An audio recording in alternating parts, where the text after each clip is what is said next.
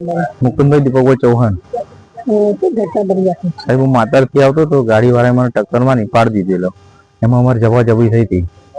પછી ગાડી વાળો ઝપાઝપી થઈ, પછી ગાડી વાળો જતો રહ્યો. પછી આજે સવારમાં આવ્યા 3:30 ને 4 વચ્ચે આયા અને મને ગાડી રિવર્સ મારા ઘર આગળ રિવર્સ મારી દીધો. મને અહીંયા આગળ એવું કીધું કે મુકુંદભાઈ નું ઘર કયું. તો હું પેલા ડ્રાઈવરને ઓળખી ગયો. પછી એને મેં કીધું કે મુકુંદભાઈ નું ઘર કેવી બાજુ. મારા બચવા માટે મેં કારણ કર્યું. પછી હું ઊંઘી રહેલો. પછી પેલો ભાઈ ઉપર જ આવી ગયો ડાયરેક્ટ. તો હું દરવાજો તોડીને પેલી બાજુ નીકળી મારા કાકાને બોલાવવા માટે. પછી હું એ બાજુ નીકળી મારા કાકાને બધાને બોલાવી લાવ્યા. પછી પાછા અમે આયા, બધા ભેગા થઈ ગયા. એટલે એ ભાઈ બંદૂક કાઢી એટલે અમે મારા જીવના લીધે હું નાહી ગયો. એટલે ફરી પાછળ નાહી ગયો. ફરી અમને ફાયરિંગ ચાલુ કરી દીધું. મારા મમ્મીના માથા પર બંદૂક મેળી દીધેલી અને ફાયરિંગ અહીં બી કરેલું છે. 5 જણા હતા એવા.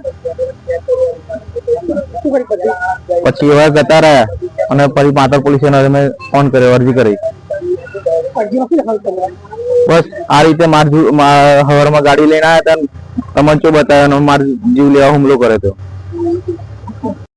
हम दिखाएंगे सच्चाई की खबर चैनल को लाइक कीजिए, सब्सक्राइब कीजिए और हमारे साथ जुड़े रहिए।